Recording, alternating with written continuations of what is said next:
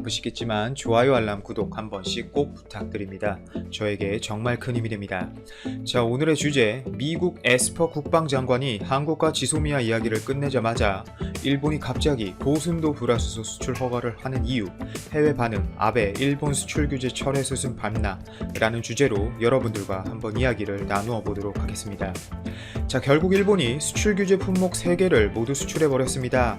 특히 한국의 미국 에스퍼 국방장관이 오자마자 바로 지소미아 논의에 들어갔고, 한국의 입장을 이해한다는 이야기가 나오자마자 일본 측도 슬슬 꼬리를 내리고 있는 것 아니냐라는 관측도 하나둘씩 나오고 있는데요. 저와 함께 좀 더 알아보시죠. 일본 정부가 한국에 대한 3개 핵심 소재 수출 규제를 발표한 이후 처음으로 이 반도체 생산 라인용 액체 불화수소에 대한 수출도 허가한 것으로 오늘 16일 알려졌습니다. 앞서 일본 정부는 지난 8월 초 포토레지스트에 대한 수출을 허가한 것을 시작으로 같은 달 말 기체 불화수소에 이어 9월에는 PI 반출을 승인한 바 있는데요. 폴리이미드죠. 똥줄이 슬슬 타기 시작하니까 하나 둘씩 수출 허가를 내주고 있는 모습입니다. 이번에 수출 승인을 받은 스텔라 케미파는 세계 고순도 불화수소 시장의 70%를 차지하는 업체로 일본의 대한국 수출 규제가 시행된 이 3분기 동안 매출과 영업이익이 지난해 같은 기간보다 각각 21%, 88% 급감하는 등 큰 타격을 받았습니다. 결국 한국 아니면 저런 고순도 액체 불화수소를 크게 팔 곳이 없다는 것을 일본도 수출 규제를 통해 본인들의 입지를 증명해버린 셈인 거죠. 이로써 포토레지스트와 플루오린 폴리이미드, 기체 불화수소에 이어 수출 규제 품목의 한국 수출길이 제한적이나마 모두 열린 셈이 되어버린 것입니다. 이날 복수의 업계 및 관련 기관 관계자에 따르면 일본 정부는 최근 자국 화학소재 생산업체인 스텔라 케미파의 대한국 액체 불화수소 수출 허가 요청을 받아들인다고 통보한 것인데요. 이번 허가는 삼성전자와 SK하이닉스 등이 지난 7월 수출 규제 발표 직후 주문한 물량 가운데 서류 보완을 이유로 반려된 일부에 대한 것으로 수출 신청에 대한 심사 과정이 원칙적으로 90일로 규정돼 있다는 점을 고려한 것이라는 해석을 해보면 결국 수출은 하기 싫었지만 90일이라는 시간을 딱 맞춰 천천히 수출을 결국 했다는 이야기입니다. 우선 이렇게 행동을 하는 이유가 왜냐하면 일본이 저렇게 행동하지 않으면 일본에겐 치명적인 칼이 될 수 있는 이유가 있기 때문인데요. 바로 WTO 때문에 문제가 될 수 있기 때문입니다. 특별한 이유 없이 허가를 무작정 미룰 경우 부당한 수출 통제로 받아들여질 수 있어 한국 측의 제소에 따라 진행 중인 이 세계 무역기구 WTO 분쟁 과정에서 불리해질 수 있다고 일본 측도 판단을 한 것이죠. 뿐만 아니라 현재 일본은 한국을 굉장히 무서워하고 있다는 관측이 지배적입니다. 일본이 수출 규제를 실제 단행했지만 그 효과가 오히려 일본 측에 역효과가 나고 있다는 점이 바로 일본에겐 큰 문제인 것이죠. 우리나라 국내 기업들이 국산 액체 불화수소를 공정에 투입해 시험 가동하는 등 국산화 작업에 상당한 성과를 거두었다는 점도 분명 이번 일본산 액체 불화수소 수출에 영향이 있음을 시사합니다. 실제 일본 정부가 지난 7월부터 한국에 대한 수출 규제 품목으로 지정한 불화수소의 한국 수출이 지난 9월에 작년 같은 기간에 비해 99% 이상 감소했다는 통계로 나왔습니다. 실제로 교도통신이 일본 재무성 자료를 분석해 30일 보도한 내용에 따르면 반도체 세정 과정에 사용하는 불화수소의 지난 9월 한국 수출액은 372만 3천엔, 약 우리나라 한화로 4천만 원으로 전년 동월 대비 99.4% 급락해버린 것입니다. 하지만 또 이 와중에 일본은 일본 내부 언론에서 언론 플레이를 하다가 우리나라 반도체 및 디스플레이 업체들에게 역풍을 당한 사건이 하나 있습니다. 특히 조롱조의 문구가 아주 눈에 띄었었는데, 한국 정부가 이 첨단 부품 소재 국산화를 추진하고 있지만 일본의 장벽은 여전히 높다고 니온게이자의 신문이 8일 보도했었습니다. 당시 이 신문은 한국의 소재, 부품, 장비 경쟁력 강화 대책을 소개하면서 일본 정부가 7월 반도체 주요 소재 수출을 규제한 데서 보듯 일본이 중요한 기술을 장악하고 있는 불편한 진실이 새삼 드러났다고 보도를 이런 식으로 했는데요. 특히 그러면서 이 한국이 과거에도 양국 관계가 악화될 때마다 여러 차례 부품, 소재 국산화를 추진했지만 용두사미로 끝난 역사가 있다고 놀리는 식의 표현을 했었습니다. 결국 이번 국산화도 놀리는 꼴이죠. 자, 뿐만 아니라 LG 디스플레이 그리고 삼성 디스플레이 및 삼성전자가 이 불화수소 100% 국산화 완료라는 기사를 쏟아냈다며 일본 의존 탈피를 환영하는 논조가 잇따랐지만 실상은 조금 다르다고 또 일본 측은 전했는데요. 하지만 이렇게 우리나라 측의 반박이 바로 이루어지면서 오히려 일본 언론이 말하는 실상과는 다르다는 점이 밝혀지면서 일본은 오히려 개쪽을 당했었습니다.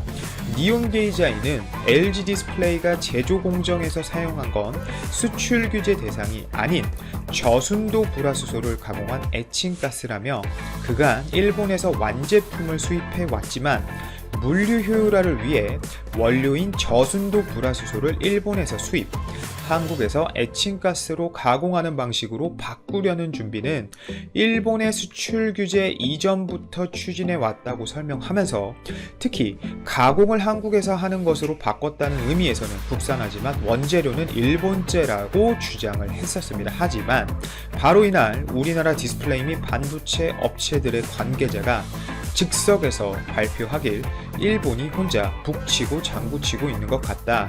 우리 업체들은 현재 일본산 원재료를 아예 배제시키기 위해 노력하고 있고 이번 액체 불화수소 100%의 국산화의 경우 사실이 맞으며 원재료 또한 일본 측이 주장하는 일본 원재료가 아닌 제3국의 것이다 라는 발표를 해버린 것입니다. 결국 일본은 본인들의 원재료가 최강의 원재료인 줄 알고 있고 일본 아니면 안 될 것이라는 기고만장한 마인드를 바탕으로 기사를 많이 써냈지만 오히려 한국 측의 역공에 당해버려 그 이후에 아무런 소식이 없는데요. 뿐만 아니라 일본의 수출 규제 문제로 인해 한국에서 벌어진 불매운동 여파로 올 9월에 일본의 대한 맥주 수출도 99.9% 급감했죠. 사실상 일본 맥주는 이제 우리나라에서 거의 팔리지 않는다고 해석해도 될 정도로 영향력이 사라졌습니다. 이번에 반도체 생산의 핵심 소재인 액체 불화수소까지 반입될 경우 국내 반도체 업체들은 좀 한숨을 돌릴 수 있을 것으로 보이는데요. 고순도 액체 불화수소는 현재 우리나라 반도체 그리고 디스플레이 업체들이 자회사 및 협력업체 그리고 중국 혹은 대만의 업체들과 협력해 소재를 이원화하거나 국산화를 내년까지 최대한 해내겠다는 강력한 의지를 비친 분야인 만큼 일본이 수출하는 고순도 액체 불화수소를 당분간 재고를 확보했으니 좀 쓰면서 좀 더 편한 마음으로 오히려 연구 개발에 매진을 하면 이전보다 좀 더 빠르게 소재 이원화 및 국산화를 성공할 수 있을 것으로 판단이 됩니다. 업체에 찔리지 말고 물러서라 숨기기보단 드러내기. 최근 우리나라의 국방 최고위 당국자가 잇따라 현무사 개발 성공을 공개하는 이례적인 상황이 벌어졌다. 군통수권자인 대통령과 국방부 장관이 비닉 무기 사업으로 취급되던 탄도 중량 2톤짜리 탄도미사일 개발 사업에 대해 언론에 발표한 것이었다. 문재인 대통령은 7월 23일 국방과학연구소를 방문해 세계 최고 수준의 정확도와 강력한 파괴력을 갖춘 최첨단 전략무기들을 보니 참으로 든든하다면서 고위력 탄도미사일 개발을 이루어냈다고 말했다. 대통령의 발언에 뒤이어 정경두 국방부 장관은 8월 5일 ADD 창설 50주년 기념 축사에서 최근 한반도의 평화를 지킬 수 있는 충분한 사거리와 세계 최대 수준의 탄도 중량을 갖춘 탄도미사일 개발에 성공했다고 밝혔다. 적이 알지 못하도록 무기를 은밀하게 개발하는 것이 비닉 무기 개발 사업이다. 비닉은 비밀스럽게 감춘다는 뜻이다. 그런데 군통수권자와 국방부 장관이 이를 드러낸 것이다. 이를 두고 무기 연구 개발에 몸담아왔던 한 인사는 실무선에서 현무사 개발 관련 사항을 발설했다가는 징계를 받는 것으로도 모자라 완전히 사업에서 배제될 수도 있다면 대통령이 직접 밝힌 것은 굉장히 의외였다고 말했다. 현무사 공개에는 비닉 무기 개발을 감추는 것보다 외부에 알리는 것이 유리하다는 안보정책적 판단이 바탕에 깔려있다. 정무직 공무원은 현직에 있을 때 군사기밀을 외부에 알리더라도 정책적 판단에 따른 것으로 보고 처벌 대상이 되지 않는다. 안보 정책상 유리하다는 판단을 내리는 근거는 능징적 보복적 억제 이론이다. 전쟁을 억제하기 위해서는 보복 능력을 외부에 드러내는 게 도움이 될 수 있다는 논리다. 자연 생태계에서도 볼 수 있는 방어법인데 고슴도치나 호저가 몸에 난 가시를 이용해 천적의 공격에 대응하는 것과 같다. 사자가 호저를 사냥하다가 긴 가시에 찔린 뒤에는 다시는 건드리지 않는 동물 다큐멘터리의 한 장면이 국가 간에도 적용되는 셈이다. 위력을 키운 미사일에 대해 정경두 장관은 기념 축사에서 우리 군은 전쟁을 억제하고 유사시 전장의 우위를 확보할 수 있는 세계 최고 수준의 정밀 타격 능력을 보유하고 있다고 설명했다. 이 미사일이 있다는 것을 공개함으로써 주변국에 괜히 건드려서 가시에 찔리지 말라고 경고한 뒤 그래도 전쟁이 일어난다면 미사일을 쏴서 핵심 목표를 파괴하겠다고 천명한 것이었다. 이제는 잠재적 적국이라고 불러도 전혀 이상하지 않은 일본도 비슷한 행보를 보이고 있다. 일본은 구체적인 무기를 거론하지는 않지만 적기지 공격 방침을 계속 강조하면서 자국 안보에 위협이 될 만한 대상에게 경고를 보내고 있는 것이다. 아베 신조 총리는 지난 4일 자민당이 검토를 제안한 적기지 공격 능력에 대해 제안을 받아들여 확실히 새로운 방향을 도출해 신속히 실행해 간다고 언론 브리핑에서 밝혔다. 그는 같은 날 기자회견에서 적기지 공격 능력 보유를 둘러싸고 주변국의 이해를 충분히 얻지 못한 것 아니냐는 질문에 대해 왜 양해가 필요하냐고 되물었다. 고노타로 방위상은 한술 더 떴다. 일본의 이러한 행보는 전수방위 원칙을 폐기하고 응징적 보복적 억제를 추구하겠다는 의지를 확인해주는 것이다. 응징적 억제와 상반되는 개념인 거부적 억제가 전수방위의 이론적 근거가 된다. 공격을 해봤자 방어에 막힐 것이므로 아예 단념시킨다는 논리다. 일본이 보유한 F-35 스텔스기는 적기지 공격 능력 보유 정책의 선봉대가 될 것으로 보인다. 스텔스기야말로 건드리면 찔리니까 물러서라는 강력한 시그널이기 때문이다. 물론 전쟁이 결국 발발했을 때 스텔스기는 은미성을 활용해 적 깊숙이 공격해 들어갈 수 있다. 일본 새 총리 스가 유력 아베 재판 피하려 사임 아베 신조 일본 총리가 지병을 이유로 중도 사임하면서 새 총리 후보로 스가 요시히데 관방장관이 주목받고 있다. 현 내각 2인자인 그는 정책 연속성 측면에서도 가장 합리적인 대안으로 평가받고 있으며 자민당 내에서 신뢰도 높다고 로이터는 전했다. 스가 관방장관은 1948년 가난한 농부의 아들로 태어나 고등학교 졸업 후 골판지 공장에 취직해 사회생활을 시작했다. 아베가 최장수 총리라면 스가는 최장수 관방장관이다.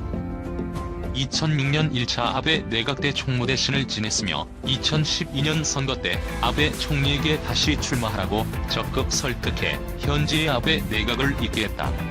1996년 중의원 선거에서 당선돼 정계에 진출했다. 아베 총리가 당선된 뒤 관방장관에 임명됐다. 아베 총리는 지역구 유권자에 대한 향응 논란으로 번진 정부 주최의 벚꽃을 보는 모임 논란과 정권을 뒤흔들었던 모리포모 학회 학원 특혜 의혹에 이어 올해 6월엔 그가 임명했던 전직 법무상이 선거법 위반으로 구속된 바 있다. 호사카 교수는 세종대 교수는 29일 자신의 유튜브 채널에서 아베 재판을 피하려고 아픈 척하기라는 제목의 영상을 올리고 아베 총리의 지병인 대장염은 요새는 새로운 치료법이 개발돼 극복이 가능한 병이라며 그런데 왜 이제 와서 병을 구실로 사임을 하나. 그러면서 아베 스트레스 지수를 최고도로 올린 건 사실 재판 문제라고 지적했다. 여기에 음모가 있다고 밝혔다. 호사카 교수는 이달 25일부터 아베 총리가 참석해야 되는 재판이 시작됐다. 크게 벚꽃 스캔들이라든가 학원 스캔들 그리고 또 선거법 위반 스캔들 관련 재판 3건이 계속 있다면서 선거법 위반 사건에 총리의 개입 의혹이 커져 검찰은 재판에 그를 증인으로 부를 수 있다고 주장했다. 이어 아베 총리가 의욕적으로 추진해온 헌법 개정 등이 지지부진한 상황에서 각종 악재가 겹치자 그가 더 이상 버티기 어려웠을 것이라고 분석했다. 호사카